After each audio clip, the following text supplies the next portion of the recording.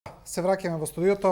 Господине Димитров, за време на инаугурацијата денес претседателот Трамп сега веќе кажа и дека една интересна констатација кога зборуваше за односите со другите земји во светот.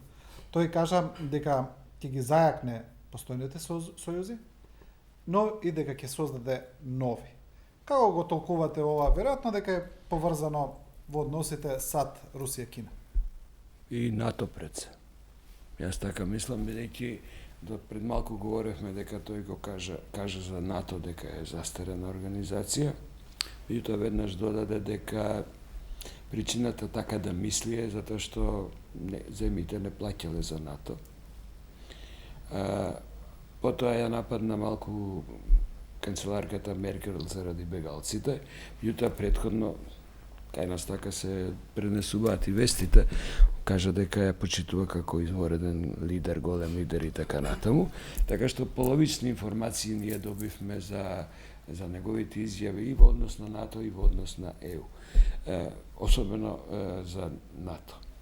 Ова што денеска го кажа дека он ќе се залага за зајакнување на старите сојузи, тоа се НАТО, тоа е на одреден начин сојузот со Европската унија, оти они имаат партнерски однос Америка и Европската унија, дури едно време има и годишни самити, еднаш во Америка, еднаш овде во Европа. Така што тоа е добро, а второ кажа дека ќе гради и нови сојузи за да додаде, за да се бориме со исламските радикалисти и терористи, за да ги искорениме од земјината топка од прилика. Тука гледам можност за една, дали баш буквално сојуз или уортачување, што би се рекло, со Руската Федерација, со Русија, за битка против калифатите и исламските терористи, која денеска е особено актуелна во Сирија, делумно и Ирак. И тука може би утре не знаеме кои ќе бидат тие терористи, како што на времето Буш означи 3 земји дека се оскина злото. Секоја председател на секоја администрација може да измисли нови терористи, па добри и Кореја да Ким Ил Ун да стане терориста, бидејќи денес уште им се закануваше дека ќе ги нападне со атомските бомби. Ова е само доказ околу ова потврда за старите сојузи, дека ќе ги зајакне, а не да ги слабе, да ги оцени за застарени. Само за она што пред малку сите овде го говоревме, и јас го говорев, дека едно е што е во кампањата, едно е што е во периодот на транзицијата и следното е кога ќе дојде на маса да се решаваат проблемите или прашањата, или да се гради некоја иднина. Очигледно, председателот на Соединетите Американски држави, не само сегашниот Трамп, туку и сите поранешни не одлучувале сами. Они имаат огромен тим од своји соработници, советници, национален совет и така натаму, министрите клучни за надворешни работи и за одбрана, кои му се државниот секретар, се извинувам, кои му се главни за овој дел надвор од Америка. Едниот од нив не е ни воопшто номиниран. Државниот секретар Рекс Тилерсон се уште не добил верификација од Конгресот, што е исто малку чудно. Меѓутоа, тоа е дел од американската политика на оно што и амбасадорот Халиди говореше, чек и баланс. Не може сам да прави што сака. Инаку господинот Тилерсон се смета за човек кој има блиски врски со Русија. Точно е одликувани од Путин заради врските со Роснефт или со Петрол. Со Роснефт, да. Роснефт, да, заради тоа што он работел во Ексон, нафтни компании, меѓутоа тоа не мора да значи ништо. На Трамп во однос на Путин ќе му тежи проблемот со бидејќи е разрешен се друго освен прислушкувањето и сајбер нападите и можното влијание кои тој ги негираше, па кога му беа дадени доказите од FBI, од CIA, од Национален совет за националната NCA, он прифати дека да, ова е точно, ние ќе ги испитаме и меѓутоа основното му беше што да рече немало влијание на резултатите. Така што И ова што го прави како веш бизнисмен, сака да биде и сигурно веш државник, тој што го прави со Русија е практично градење на нова позиција за натамошно преговарање и натамошно развивање на односите и соработката. Од една страна вика ќе ги укинеме санкциите, неговите министри викат нема да ги укинеме санкциите. Ги прогласи Обединетите нации за излишна организација која е како место за добра забава и празни муабети. Неговата амбасадорка на сослушувањето, бидејќи тоа исто така е многу важно, витално место на секоја американска администрација, американскиот амбасадор во Обединетите нации, изјави дека сосема спротивни оценки од неговите, прво, и второ кажа, добро, не знае, ама имаме луѓе што ќе го научат. Буквално тоа го кажа на сослушувањето во Конгрес. Така што сето ова е билдање на позиција, маркирање на позиција за да може да преговара и со Путин утре, не баш утре, не се знае кога, а ако сакате и со Кина. Со Кина тој го има проблемот со трговијата, слободната трговија и големиот долг надворешен. Очигледно ќе мора да се преговара со Кина, која се залага за економска глобализација, за која он е спротивен, се противи, бидејќи елементот на неговиот изолационизам го кажа денеска во говорот. Купувајте американски производи и вработувајте американци. Тоа е доволно. Ги врати фабриките од американски од Мексико, ќе ги врати и од Кина, каде што е ефтина работната снага, и за да може поилесно да преговара утре и со Кина, не да конкурира, меѓутоа никако да војува, дури ни период на некаква студена војна, јас не можам да согледам, да предвидам. Он што направи, се ја разговараше со тајванската председателка. Тоа е исто така дел од билдањето на позиција. Утре може би ќе попушти за Тајван, па ќе добие нешто во однос на трговијата, на глобализацијата економска и така натаму, што е нормално во секоја игра кај што играат на шаховската табла. Дали Доналд Трамп ќе се покаже како мајстор или обичен почетник, времето ќе покаже. Да.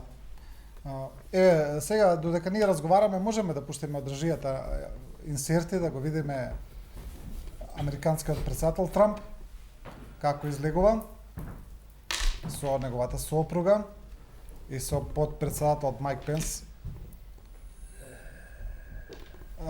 Инсертите можат да одат некое време, ние ќе продолжиме. Господине Халили, кога зборуваме за односите помеѓу САД и Русија, оно што е интересно за нас е дека, например, досегашниот државен секретар Џон Кери кажа дека Македонија е меѓу земјите кои се наоѓаат на линијата на огнот помеѓу САД и Русија.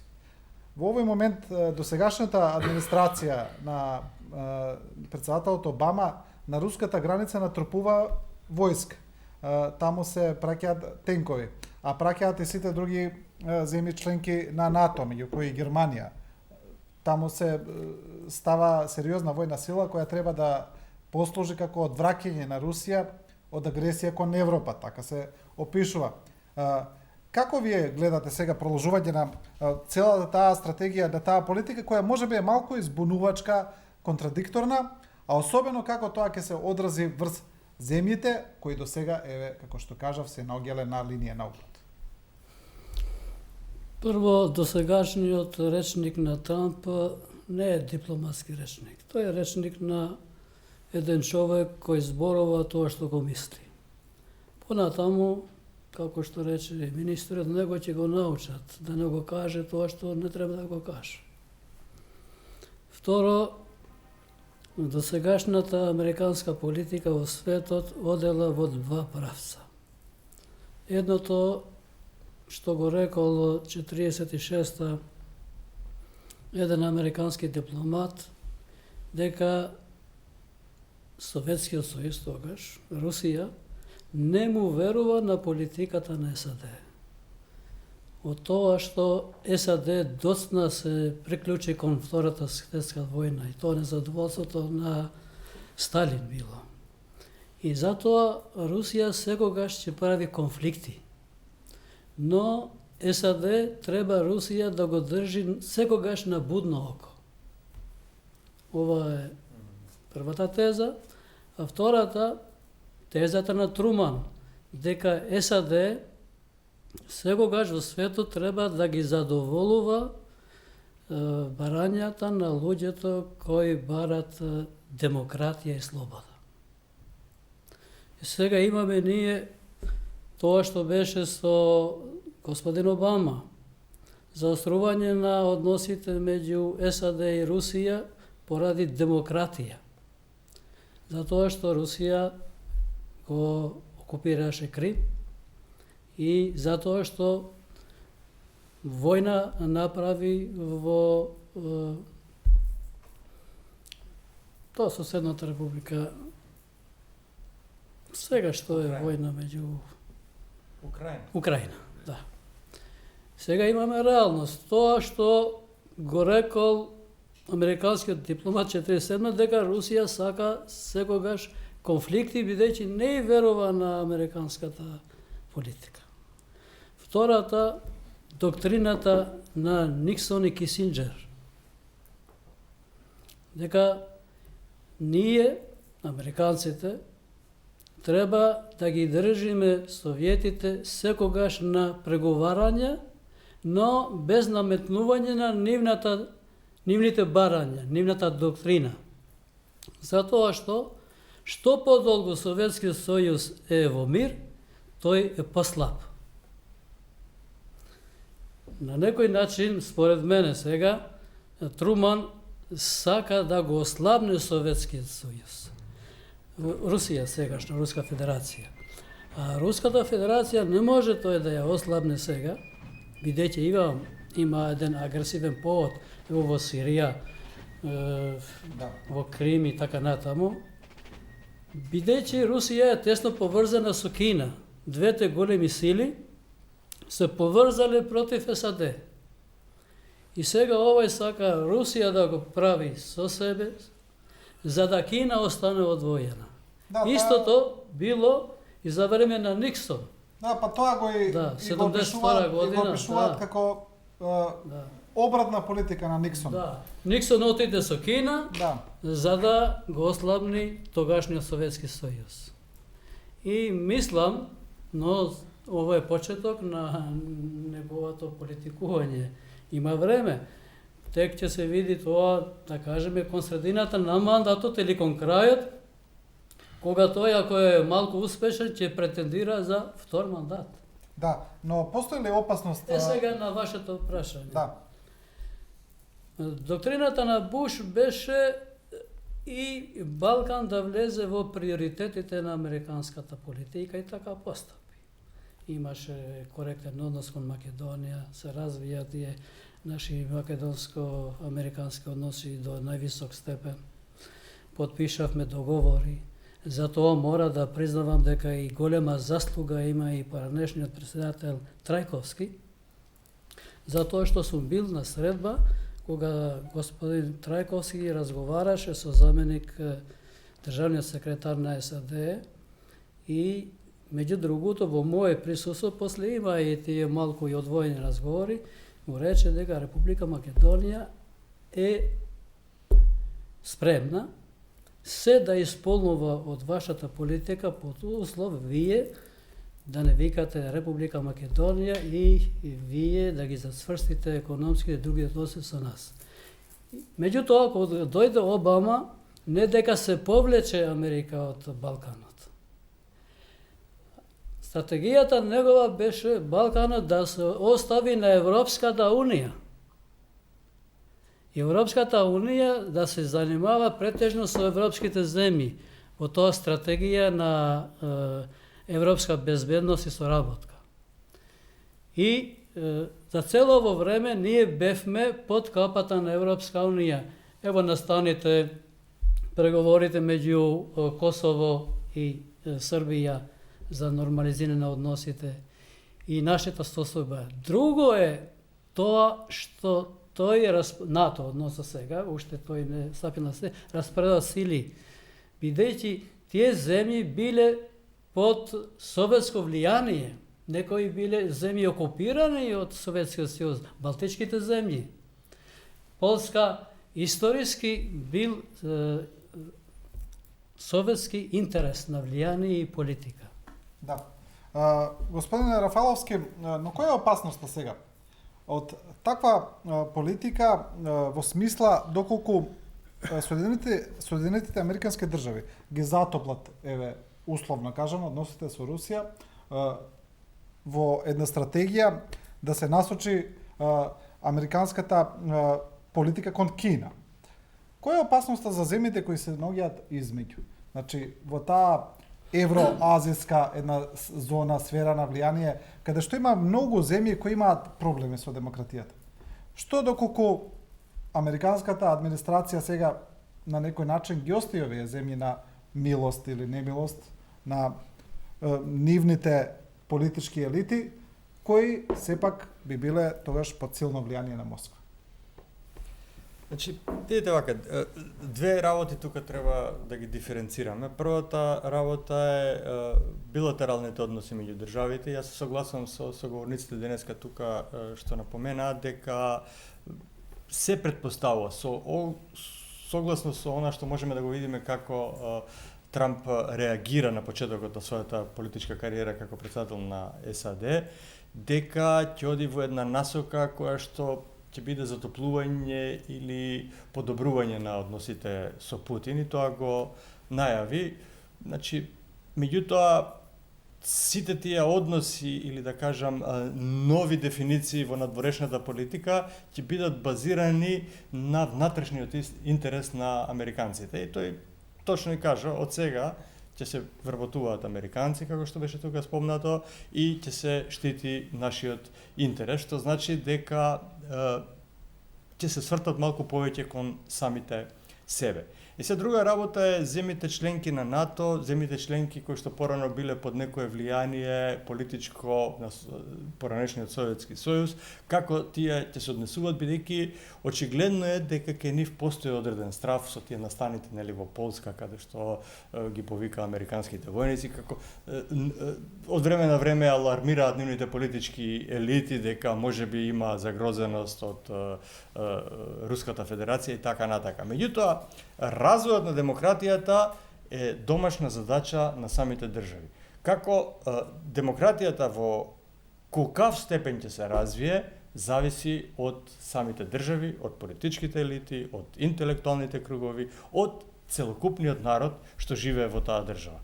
Така да во таа смисла мислам дека ако нешто се промени во надворешната политика, ќе биде можеби на интерес на Соединетите американски држави, меѓутоа нема да влијае негативно врз државите членки кои што, да кажеме, се наоѓаат во некоја си виртуелна или може да биде и на вистинска зона на влијание на Руската Федерација. Бидејќи русите си имаат своји интереси, нивниот интерес, најголемиот интерес е Сирија, и покрај сите, да кажеме, настани и осцилации во политиката, видовме дека сега, на крајот на краиштата, се прави пак една коалиција и разговорите веројатно ќе продолжат и во подобра насока и конечно во Сирија ќе завладее. Добро, имавме еден пример пред неколку дена, значи случајот со возот во соседна Србија, возот кој е подарок од Руската Федерација, кој требаше да влезе на Косово,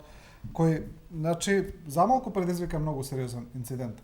Значи, некои вела дека и овој настан не е случаен, дека е некое своевидно опипување на пулсот на регионот во контекст на тие нови промени.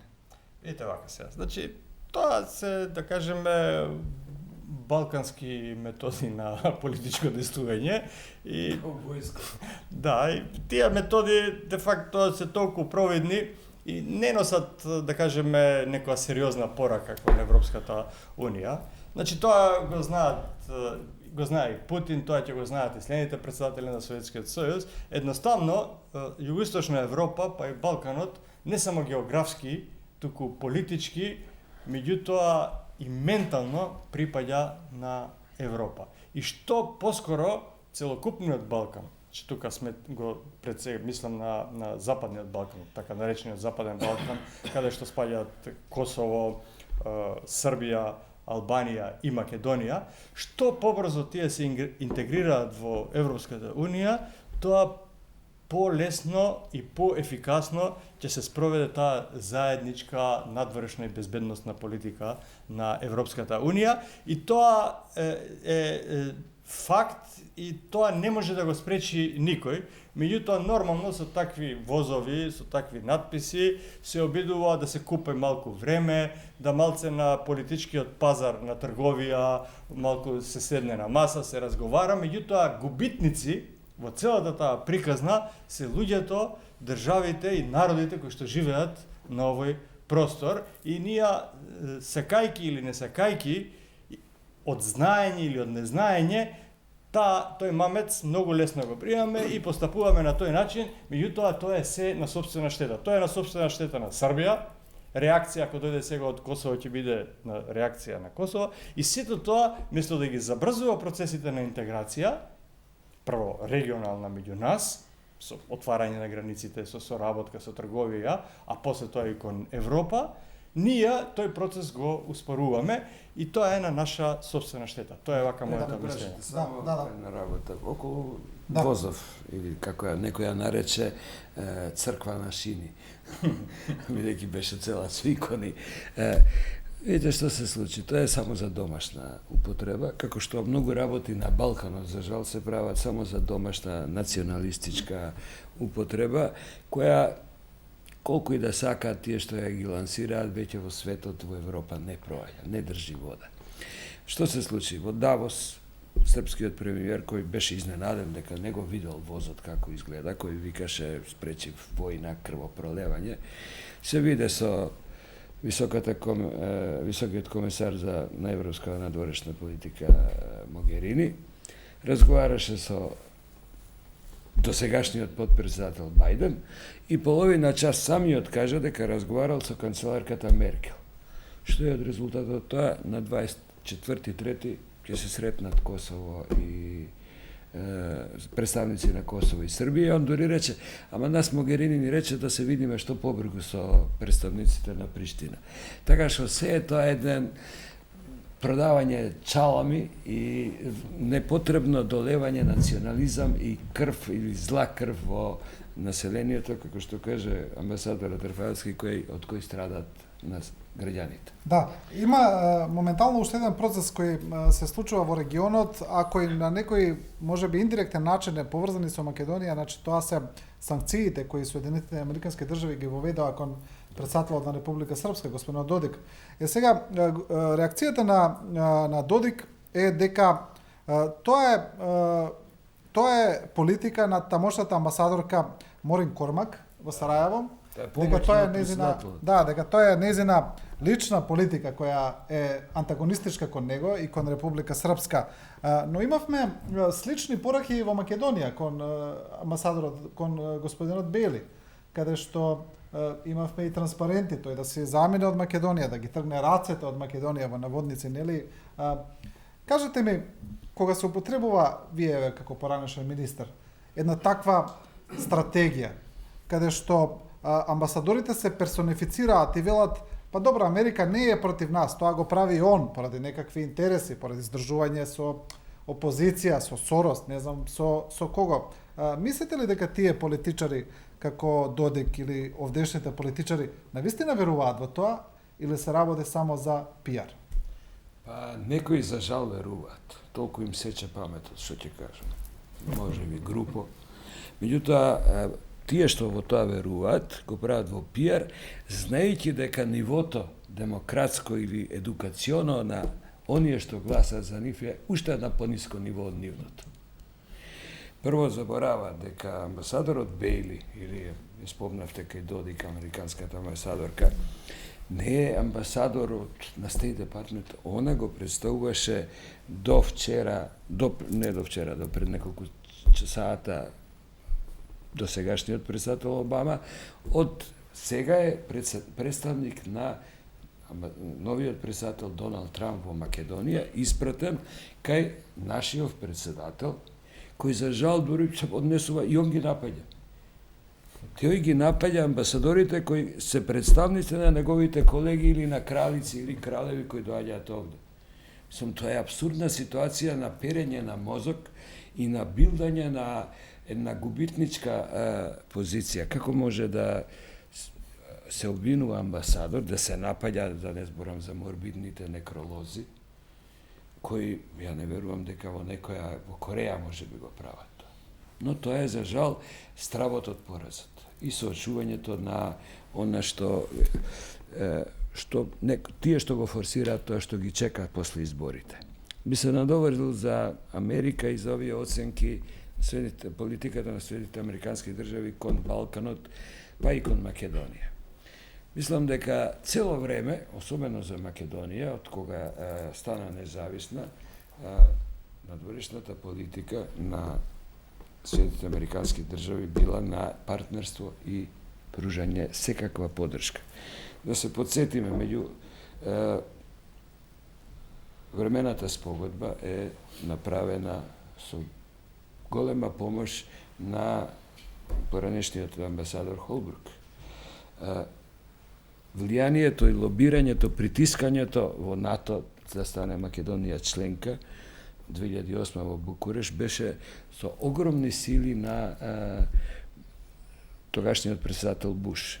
Како, да речам, помош, но и соработка, не сочувство, соработка, после еден месец една голема Америка, републиканската администрација, председателот Буш, на Америка и даде еден златен подарок, тоа се вика Декларација за стратешко партнерство и соработка.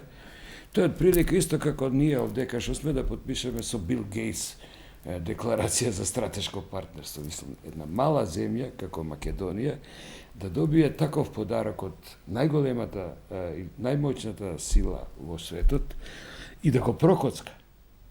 Тоа е нешто неверојатно. А видите што пишуваше покрај желбата што побргу да се реши проблемот со името за да станеме членка, еве тогаш помина веќе 9-та година тераме. Таму што имаше дека ние заедно со Америка ги делиме заедничките вредности на владење на право, на слобода, на мир, на слободна пазарна економија. Потоа вика дека поаѓа Америка, Соединетите американски држави, поаѓа од територијалниот интегритет на Република Македонија и унитарноста на мултиетничка Македонија во постојните граници. И сега истите овие, да не речам некој друг збор, малумници, тврдат дека Америка сака да не разнебити, да не уништи, да не снема. Мислам, тоа е глупост да не се признава и тоа да се фрли како да е палома марамче. Што е најважно сега? И ние очекуваме сега, бидејќи ова го правела досегашната администрација на Обама, значи не го правели и ни помагали администрацијата на републиканецот Буш, и ние сега денаш некој открил таму дека земјата не е рамна плоча, па сега открива некои големи надворешни политики. Одат на картата дека Трамп е скаран или има човек што не му е пријател Сорос, и одеднаш билдаат една ситуација во која Сорос е главниот виновник за сите зла што е нашла Македонија. Да ме подсетам, 2012 година тогашниот премиер кажа дека од НАТО него го ваќа мачина, бидејќи е виновник за сите зла што и се нашле на Македонија, ама сега тоа се избриша НАТО, сега е Сорос. Зашто? За да калкулира дека Трамп може би ќе види кој му е непријател, штом непријателот на Трамп е непријател на оваа власт или на овој режим, ние ќе се го артачиме. Тоа е како мали џокица замисла надворешна политика. Имаме уште точно една минута, господине Халили. Навистина кратко ми сигнализираат од режијата, десничарите на Балканот, па и во Македонија отворено се радуваат за победата на Трамп. Мислите ли дека е оправдана нивната радост? По нивна рачуница оправдана, бидејќи тие мислеле дека политиката на Буш и на Клинтонови до сега била проалбанска политика во Балканот.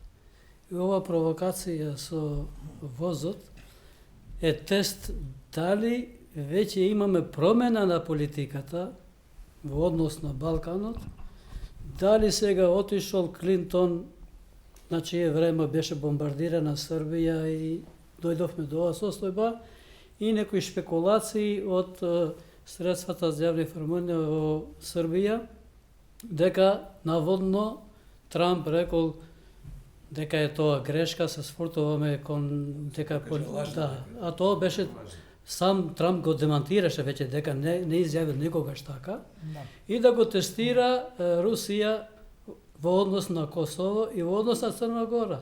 Оти Србија има конфликти со Хрватска, Црна Гора, сега со Косово, но и една бојазност од страна и на самите Срби, дали може евентуално да дојде до некој дил меѓу Трамп и Путин, затоа што Путин рекол, ево, Косово е сличен случај како Крим.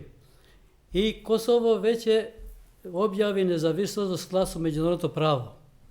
Дали, например, Трамп може да признае анексија на Крим, со тоа што Русија ќе признае независност на Косово.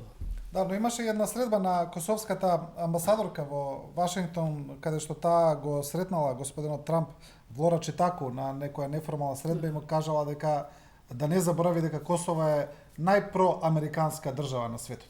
Ама тоа Трамп не го рекол, овие го измислиле, му вметнали, да, тој Трамп после се повлече. Да. Добро, господа, ви благодарам на учеството. За жал ни истече времето, толку е кратко. А вие, почитувани гледачи, следавте уште една анализа посветена на инаугурацијата на Доналд Трамп за председател на Соединетите Американски држави. Останете со програмата на 24 вести.